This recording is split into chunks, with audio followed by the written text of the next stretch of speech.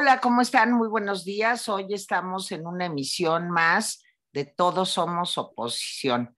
Y de verdad que hoy nos da muchísimo gusto a mí, no solamente como mujer, sino como periodista, como pues una persona que tuvo el gusto de conocer a nuestra invitada hace ya muchos años.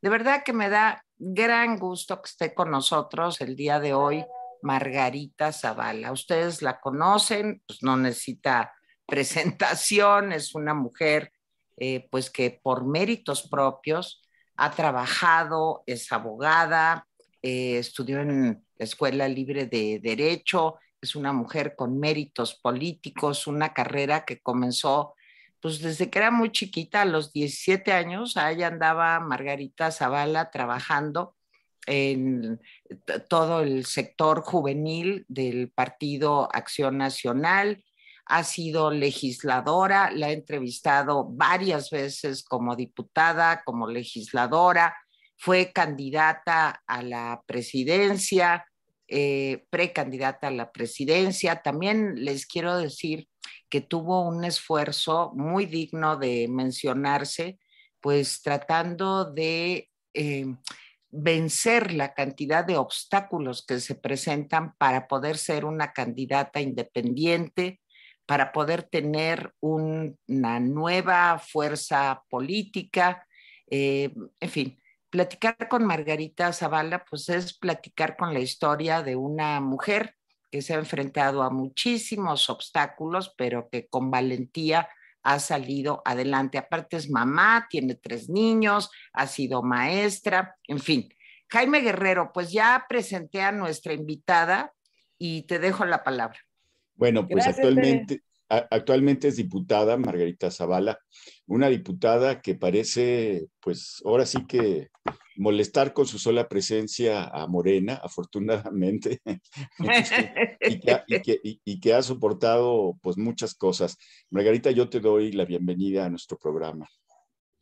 Jaime, muchas gracias, Tere, muchas gracias, gracias por la presentación. Además, y sí, ahí en la batalla por México nos hemos encontrado no una, sino muchas veces, y muchas gracias a los dos. Bueno, Margarita, primera pregunta. Se habla mucho de las oposiciones partidarias, pero hay muchas oposiciones hoy en día. Cuando la gente dice no hay oposición, a mí lo personal me parece correcto. ¿Cómo ves tú a las oposiciones fuera de los partidos? De hecho, si no hay oposición fuera de los partidos, entonces los partidos políticos ni siquiera podrían ser oposición. No hay porque hay una sociedad que en una democracia pues hay oposición. Y además, es lo natural en las democracias, ¿no? Lo natural es oposición. En las dictaduras lo que hay, con muchos esfuerzos, es resistencia. Y entonces lo que vamos a tratar es sostener en México es ser oposición y no resistencia, aunque requerimos la fuerza y la resistencia para ser oposición, es cierto, pero cuidado con que esta desaparezca y se convierta nada más pues, en resistencia o apachurramiento, aplastamiento por parte del Estado. Entonces, claro que hay oposición, es lo que ha logrado mantener algo de sentido democrático al país. Yo sí te voy a decir una cosa, Jaime y Tere. Yo creo que sí hay oposición, la hemos visto y la hemos visto mejor cuando la sociedad apoya y exige. Por ejemplo, la de la reforma energética. El PAN estaba muy claro, yo pertenezco al grupo parlamentario del PAN, estaba muy claro de que por dónde se iba, pero la sociedad fue presionando.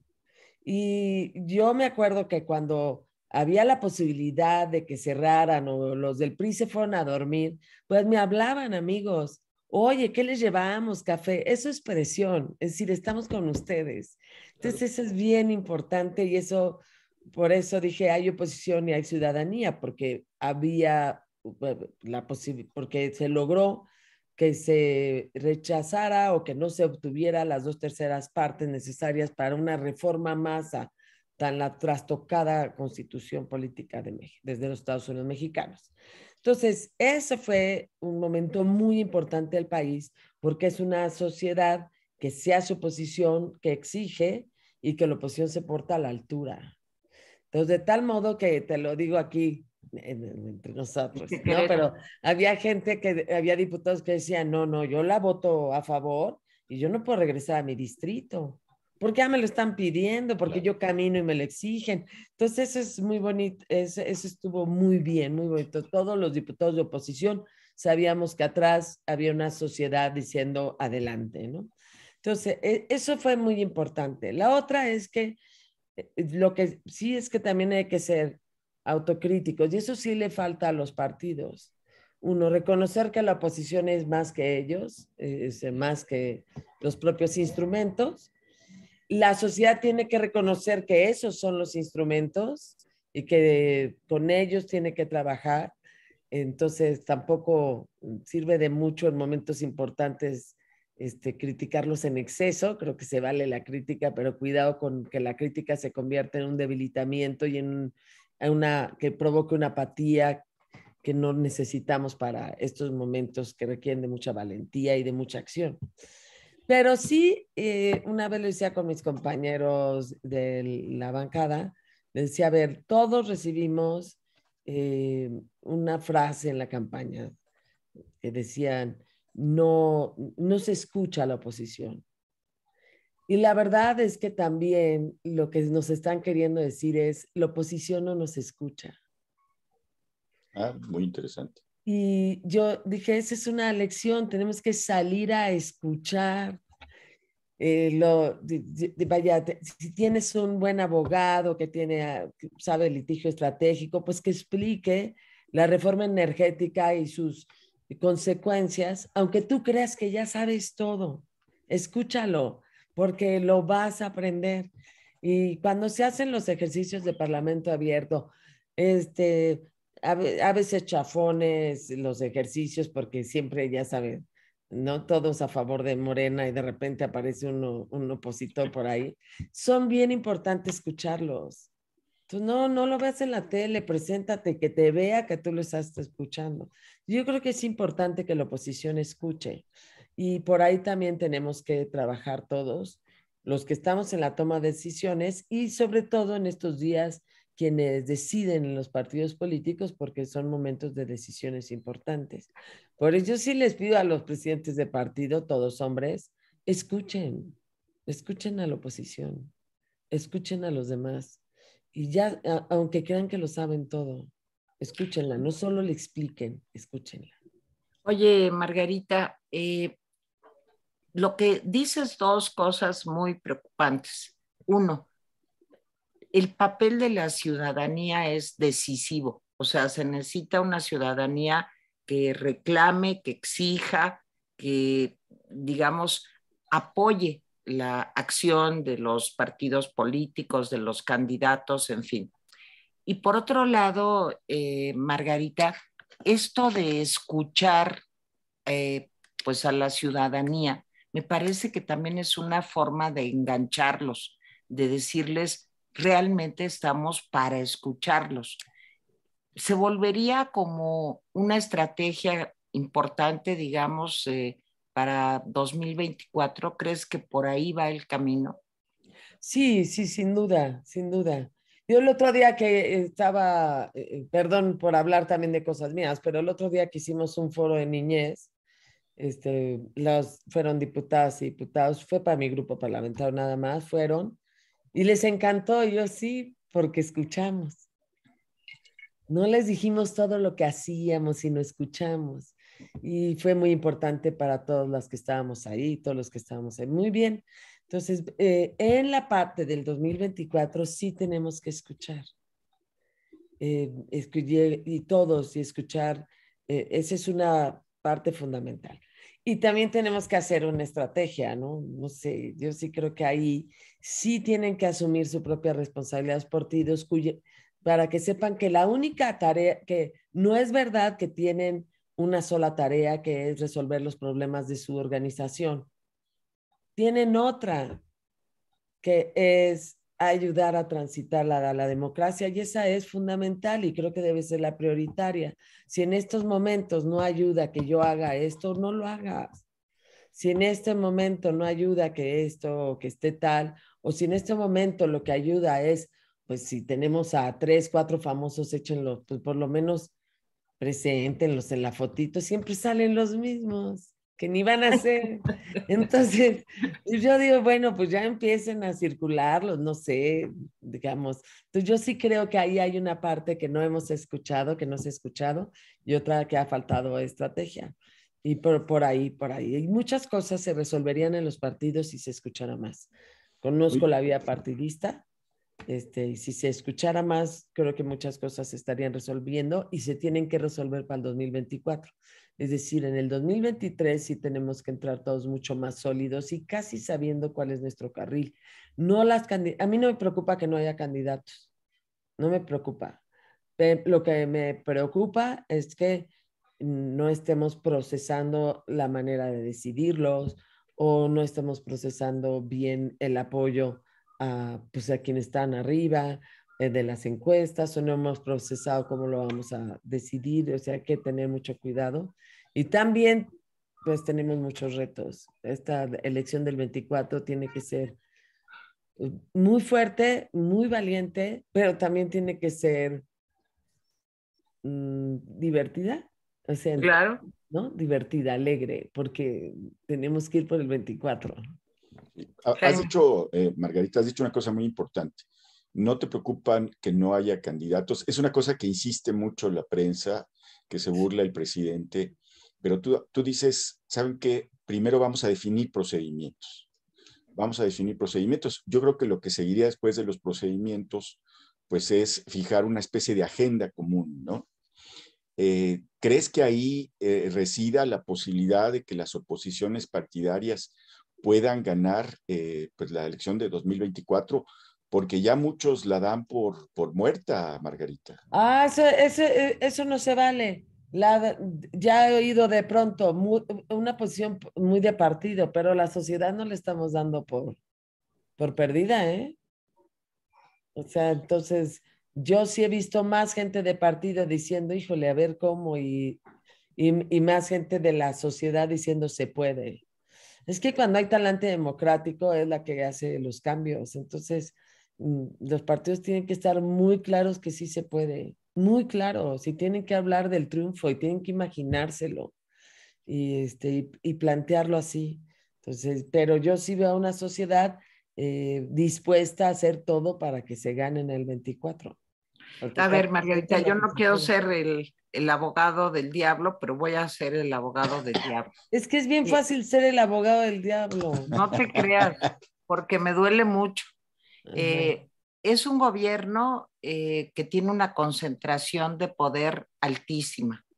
Es un hombre que, independientemente de sus resultados, que son pésimos, logra tener todavía popularidad. Disponen a su modo, porque hay una opacidad absoluta de recursos. En fin, siento que están dadas condiciones realmente muy adversas para que podamos sobreponernos a eso. Digo podamos porque yo también soy parte de la oposición, como todos los que queremos un México democrático deberíamos de serlo, pero siento que hay un desbalance tremendo. Ahí viene el ataque al Instituto Nacional Electoral, que es algo que le incomoda mucho al presidente. Entonces, sí tenemos que hacer una campaña alegre, divertida, tenemos que creérnosla de que de veras vamos a poder ganar, pero ¿cómo te enfrentas a situaciones tan adversas? Concentración de recursos, concentración de poder, eh,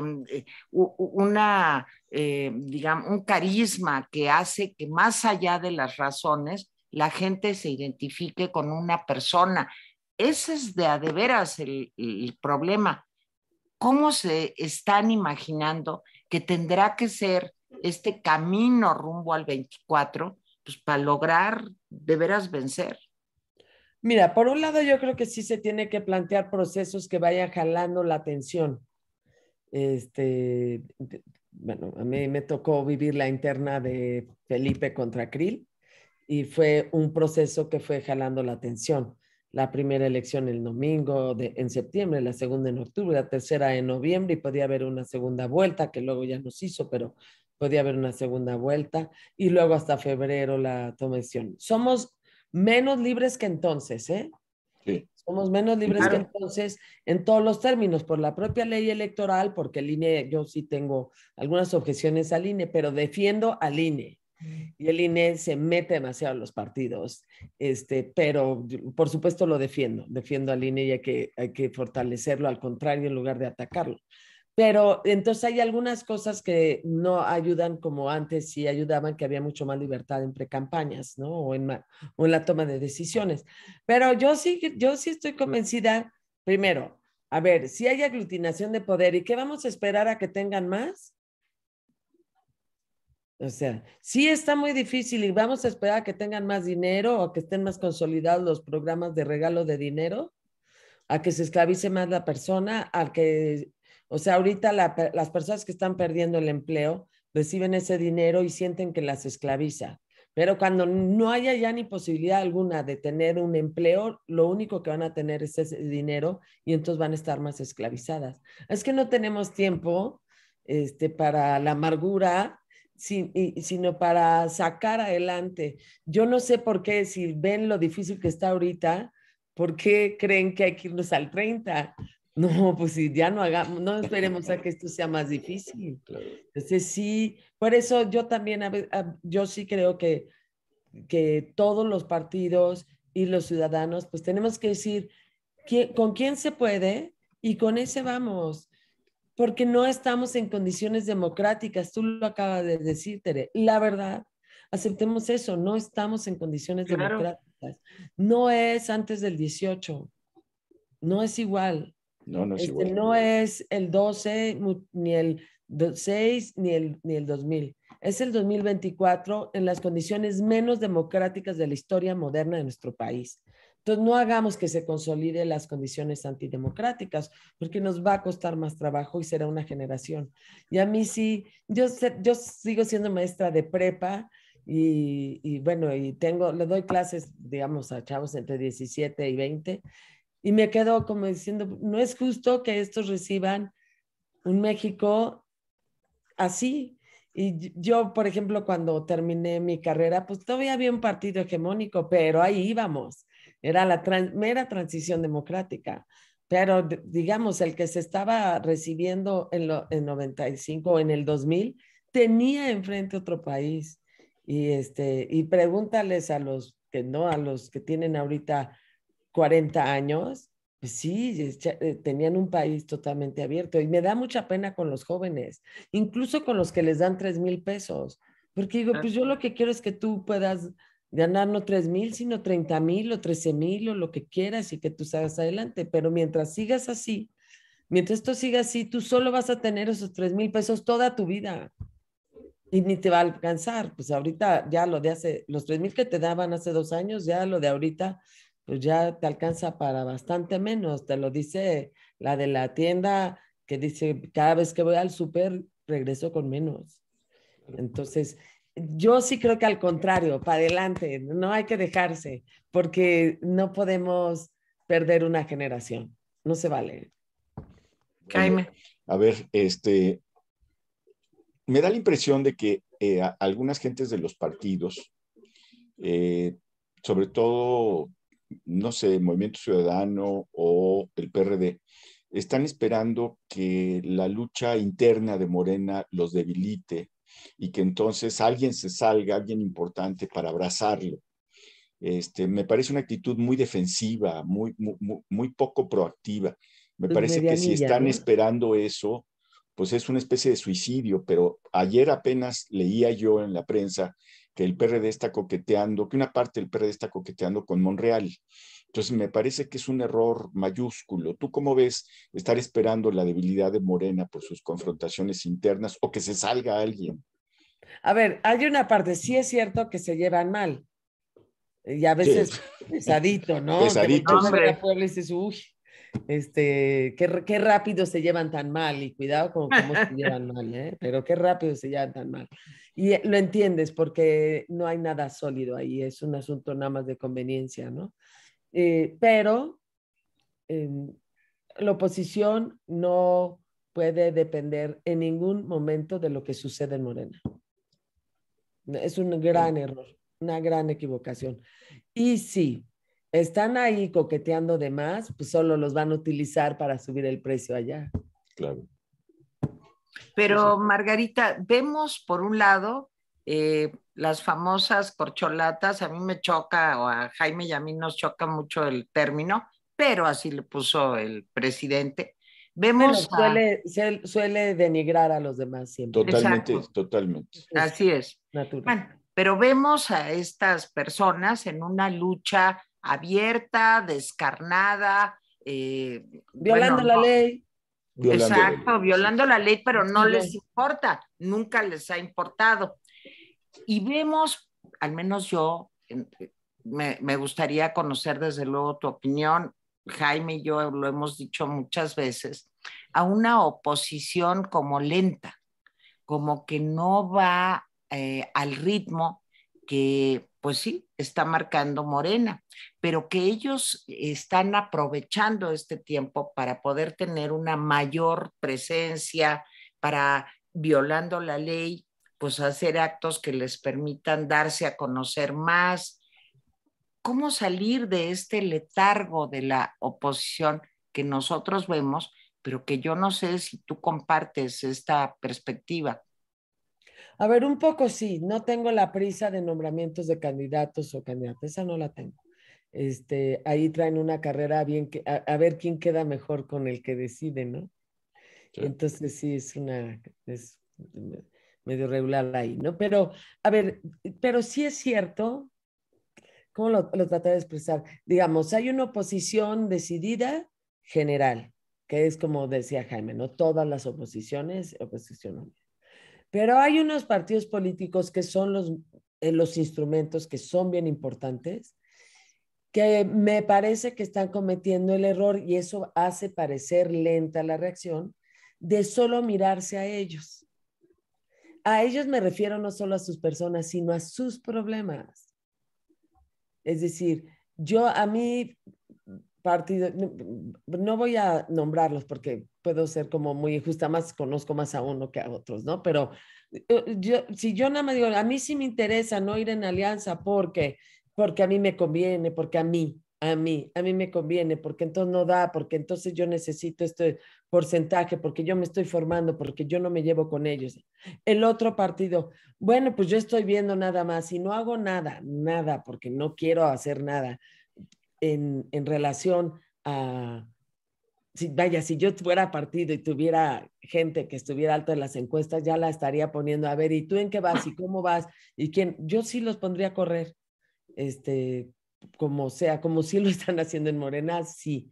O cómo apoyarlo, o en qué van, o cómo, o incluso qué mensajes van dando todos, que eso también creo que es importante. Si no lo van a hacer ahorita, que pronto lo empiecen a hacer.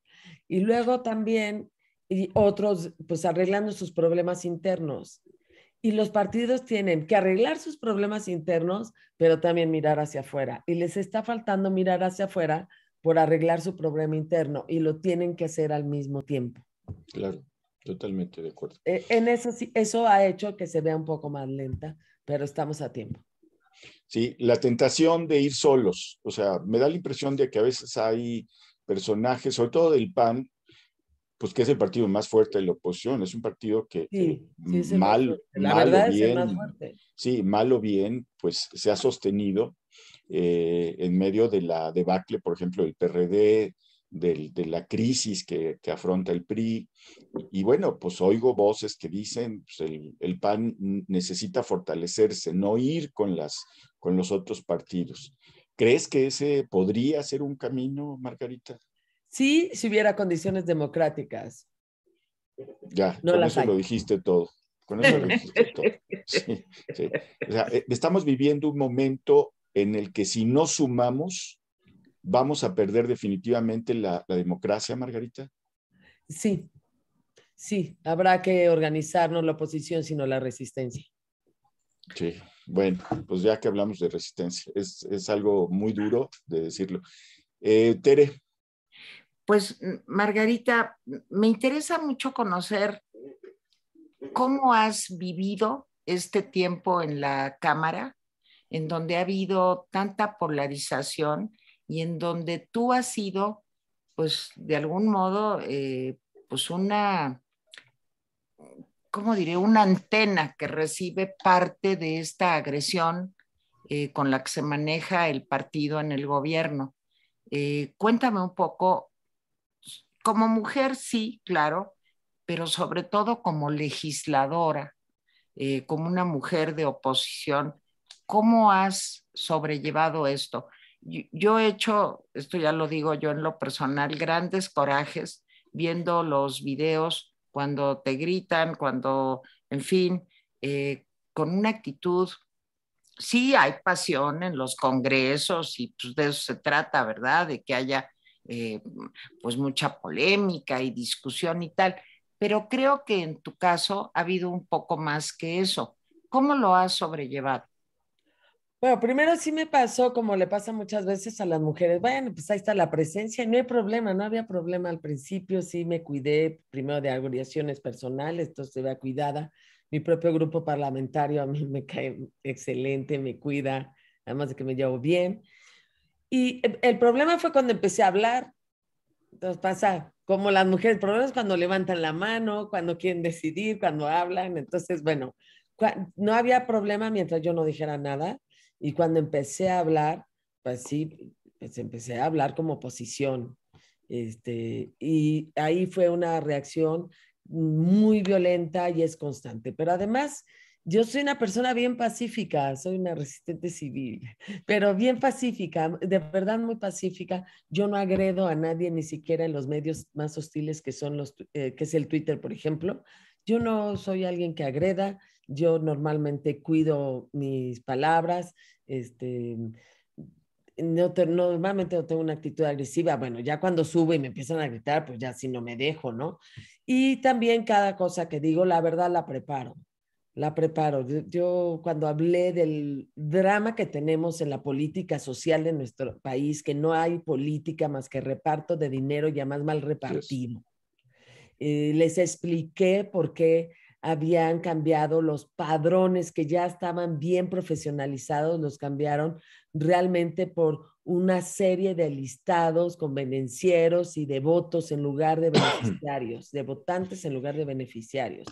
Les dije claramente que todo eso es daño, el quitar el seguro popular, el sustituir los padrones, el quitarle dinero a las instituciones que tienen que ver con los estudios de diagnóstico y de evaluación de los programas, el quitarle el el dinero al mantenimiento, estaba mostrando claramente que ellos no buscaban acabar con la pobreza, que no les interesaban los pobres, sino los votos. Y eso sí les molesta y pues les duele, pues sí. Ahora, ¿qué me preocupaba? Que en realidad nos tratan mal a varios. Conmigo son especialmente majaderos y Sí. especialmente violentos, Sí. especialmente resentidos y acomplejados. Pero, o sea, hay un complejo y hay un resentimiento, para no absolutizar, pero hay un complejo y un resentimiento con respecto a que a ellos les está saliendo todo mal. Y bueno, pues comparando con lo que dicen que represento, pues ¿no? Están perdiendo mucho, ¿no? Entonces, yo sí creo que hay una violencia enorme, pero es increíble que no les interesa debatir. Es que no hay debate, No hay debate. ni conmigo ni con nadie. Por eso el otro día explicarlo para lo de la moratoria constitucional. No hay debate. ¿Para qué quieren reformar una constitución si se las votas en contra te declaran traidora a la patria? Pero no Claro. hay debate. Entonces, ha sido pesado en ese sentido, pero también así nos están tratando a todos, a toda la oposición.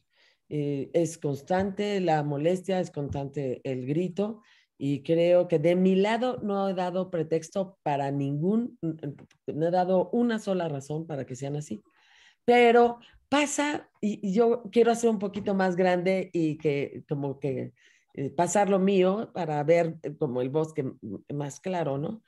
En un autoritarismo, las gentes que acompañan al audito, las personas que acompañan al autoritario, se adelantan al insulto a la oposición o al disidente para quedar bien.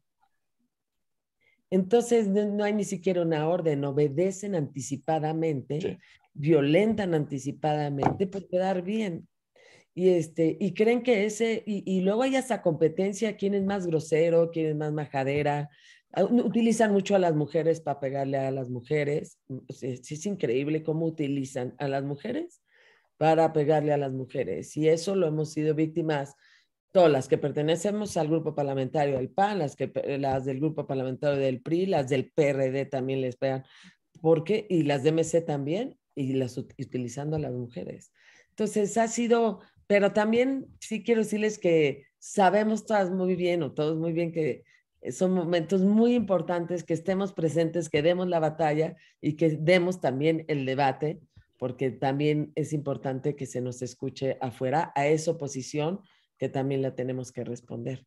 Entonces también, a mí me gusta, sí estoy muy contenta y creo que también estamos trabajando algunas cosas, no lo más que podemos detener la destrucción, la detenemos y pues ahí vamos. Me consta lo que dice Tere, porque muchas veces llega a nuestro programa de las dos y el primer tema que toma es, ya vieron lo que le dijeron a Margarita. O sea, porque yo o cualquiera puede estar en desacuerdo con lo que dices, pero no en la forma en que te No, tratan. la forma es durísima. Esa es otra cosa, es una violencia terrible. Me quedo con tu frase esta de obedecen anticipadamente, creo que es la obediencia de lacayo. No, Sí, exacto. es eso. Sí, la corte. O sea, a ver, Tere, Sí. todo lo que se logró vía la corte, ¿no? Fue una parte de la transición democrática para que llegue un lacayismo en la presidencia como el que sí. estamos viendo, que además presenta una iniciativa en frente de una exministra que sabe que además, en lugar de pasársela a su excompañera la iniciativa, ándale, preséntala. Pues yo sí quiero ver que le hagamos las sentencias al señor. Sí, claro. Pues va a decir, oiga, no, es de una soberbia y por quedar bien. Sí, Una vergüenza. Sí, es terrible eso. Déjame decirte que yo he dicho varias veces que realmente no existen los candidatos, los precandidatos en Morena, son clones. Porque te voy a decir, Pues sí. no, te lo digo, mira, en el año 2000, pues los varios aspirantes de PAN, cada quien tenía su personalidad. Los del PRI también, cada quien tenía su personalidad, mal o bien, podía estar o no de acuerdo. En el 2006, pues no era lo mismo la personalidad de Krill que la personalidad de Calderón. En el 2012, pues De no era lo Beto, de mismo. Pancho, cada quien, de veras. Claro, no era lo mismo la personalidad de Peña Nieto que la de Mario Fabio, por ejemplo. Entonces, tú veías ahí, pero ahora tú ves a los candidatos de Morena, a los aspirantes de Morena, Mimetizados. y no existen. O sea, es el mismo discurso del presidente. Entonces, ¿qué ofrecen? Pues no ofrecen nada, porque no pueden ofrecer nada cuando hay un espíritu lacayuno en ellos. Ahora, cambiando un poco el tema, déjame preguntarte, ¿cómo ves las elecciones del año que viene en el Estado de México y Coahuila y qué tan importantes son para el 2024? Mira, de lo que me ha tocado bastante, porque a mí las campañas me gustan, las elecciones me gustan, como decía Tere, desde los 16, 17 ahí estaba. No por fuerza son definitorias, pero sí son muy importantes. Nosotros vamos a tener una elección del 24 enorme otra vez, porque se va a elegir 8 gobernaturas, más la de jefatura de gobierno, 9, y con eso alcaldías, en gran parte Congreso. del país, congresos locales, federales. Yo creo que estaremos hablando de más de 3,000, 4,000 elecciones, ¿no? Cargos de elección popular. Entonces, me parece que es una elección muy grande eh, de la historia y porque ya están coincidiendo para esa fecha ya casi todos los códigos, ¿no? Electorales en fecha de las elecciones locales. Sí. Entonces va a ser una elección muy grande. Entonces no por fuerza va a marcar lo de los estados. A mí que me parece muy importante y por eso me importaba mucho las elecciones de este año. Son ensayos, son ejercicios con una trascendencia enorme en términos de gobierno. O sea, del Estado de México que haya un gobernador o gobernadora de oposición, pues a mí me parece fundamental hasta para la honestidad pública, para que no tengamos un 24 en manos completamente alineadas de Morena. Entonces sí es bien importante. Y también para también para la vida local. El Estado de México es la entidad con mayor población, mucho más que la Ciudad de México. Entonces, ya lo que se decida ahí, pues tiene que ver con el bien común o con el mal común de millones de personas.